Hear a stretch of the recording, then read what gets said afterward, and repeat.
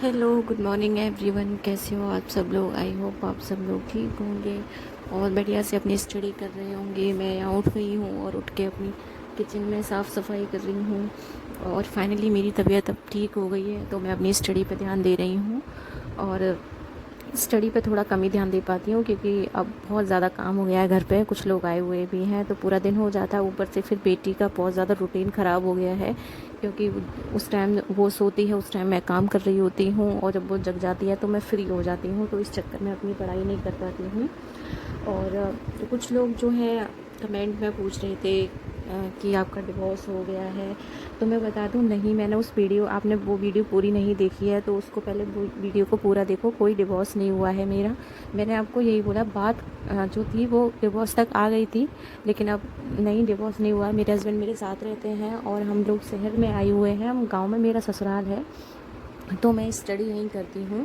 और ये है कि मैंने स्टडी के लिए बहुत कुछ सुना है, बहुत ही ज़्यादा सुना है कि ये ऐसी है वैसी है। इवन मेरे लिए ये भी बोला गया था कि बच्चों को खा जाएगी, इस तरीके से भी बोला गया है, लेकिन मैं हिम्मत नहीं हारी हूँ और ना ही कभी हारूंगी। मैं अपनी स्टडी पे ध्यान दे रही हूँ जब तक मैं हूँ। दूसरा ये कि बहुत लोग ये सोचते हैं मेरे बारे में कि मैं जो है पूरी तरीके से नहीं बता पा रही हूँ। तो हाँ फ्रेंड, मैं पूरी तरीके से नहीं बता पा रही हूँ, लेकिन मैं धीरे धीरे ही बता रही हूँ। जितना मुझे टाइम मिलता है मैं उतना ही आप सब लोगों को बता रही हूँ। और किसी ने मुझे पूछा था कि मैं किस चीज़ की स्टडी कर रही हूँ, तो मैं टीजीटी की स्टडी कर रही हूँ और साथ में अपने सुपर टेट की स्टडी कर रही हूँ। और मेरा जो सब्जेक्ट है वो इंग्लिश का है, तो मैं अपनी वही स्टडी करती हूँ। डेली रूटीन जो भी है अपना सारा काम करने के बाद में मैं वही कर रही हूँ।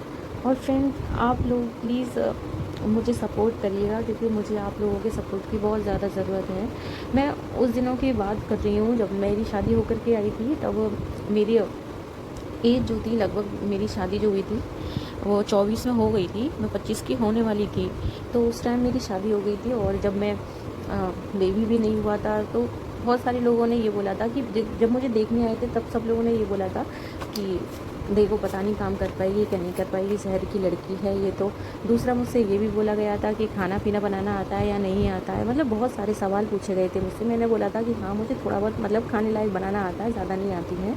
लेकिन जब मेरी शादी हुई थी तो लोगों ने फरमाइशें शुरू कर दी, जैसे कि मैं कोई नौकरानी हूँ।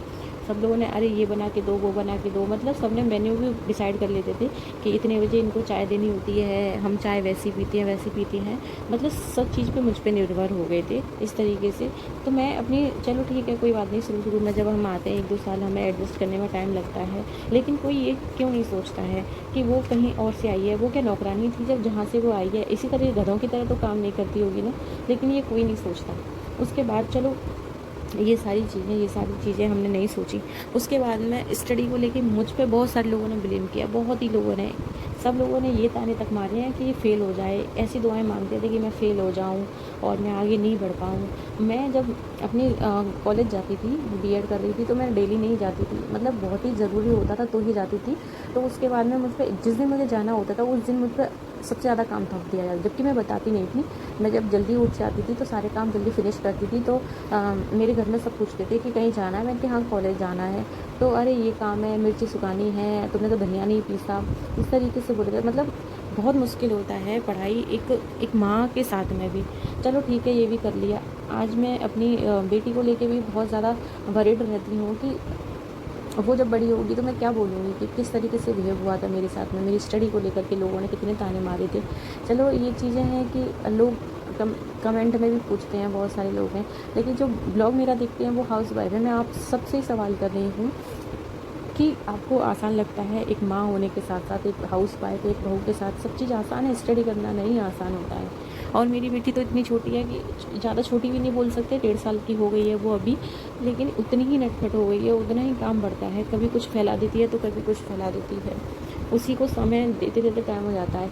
और मैं अपनी पढ़ाई कंटिन्यू तब भी नहीं कर पाई थी और अब भी नहीं कर पा रही हूँ, लेकिन एक सुकून है कि उस टाइम मैं बोल नहीं पाती थी, आज मैं बोल सकती हूँ। है, एक तो मेरी ज़िंदगी में इतना सारा मैटर हो गया कि कोई और शादी करने के लिए रेडी हो गई। दूसरा, उस चीज़ से उभर के ही आई हूँ कि दूसरा ये स्ट्रेटजी हो जाती है कि आप, मैं कितना भी कुछ भी कर लूँ किसी के लिए, फिर भी कोई एहसान नहीं है, कोई भी एहसान नहीं है।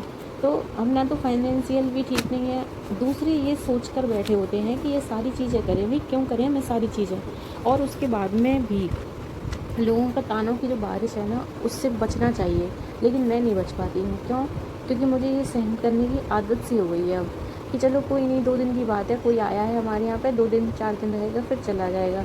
लेकिन उन लोगों का क्या जो परमानेंटली हमारे साथ रहते हैं, उनकी तो हम कुछ नहीं कर सकते, ना ही उनके बारे में कुछ बोल सकते हैं। तो यही चीज़ें, सारी चीज़ें बहुत परेशान, इरिटेट करती हैं। लेकिन मैं, बहुत मुश्किल होता है यार, शादी के बाद पढ़ाई करना बहुत मुश्किल होता है। मैं बस जो भी, मैं इतना कह रही हूँ, जो भी आप मेरा ब्लॉग देख रही हैं, कि अगर आपको कुछ भी करना है ना, आप शादी से पहले कर लो। आपको करियर बनाना है तो शादी से पहले बना लो। आपको अपनी स्टडी को ध्यान में रखना है तो पहले ही कर लो। आपको करियर बनाना है पहले ही कर लो, शादी बाद में करो। क्योंकि सबसे पहले आपकी शादी को प्रायोरिटी दी जाती है, माँ बाप भी यही बोलते हैं। लेकिन मैं आपसे अपना एक्सपीरियंस बता रही हूँ, जो भी कुछ करना है सबसे पहले आप अपना करियर डिसाइड करो, ताकि आप दूसरों पर डिपेंड ना होकर अपने आप पर डिपेंड हो। दूसरों से न मांग कर आप अपने आप में काबिल हो कि मुझे किसी से मांगने की ज़रूरत नहीं है। अगर मैं कहीं जाऊंगी तो मुझे किसी के सामने हाथ फैलाने की ज़रूरत नहीं है। तो सबसे पहले आप बस अपना करियर पर ध्यान दो। जो भी आप कर रही हैं, जो भी हाउस वाइफ हैं, जो भी, अब देखिए, अब हाउस वाइफ वो हाउस वाइफ तो रही नहीं है कि बस घर के काम करने हैं। बहुत सारी हाउस वाइफ है जो कुछ ना कुछ करती हैं, ऑनलाइन जो है काम करती हैं, वैसे सिलाई करती हैं, कढ़ाई बुनाई ये सब जानती हैं। लेकिन उस टाइम जब कुछ नहीं था तो इसी तरीके से होता था।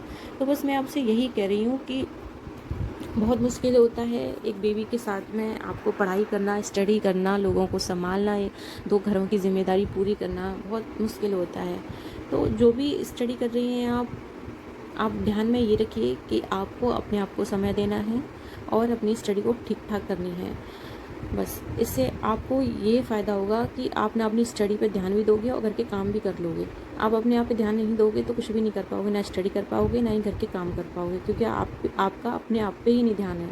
तो यही सबसे पहले है कि यही मैं चीज़ आपको बोलना चाह रही हूँ।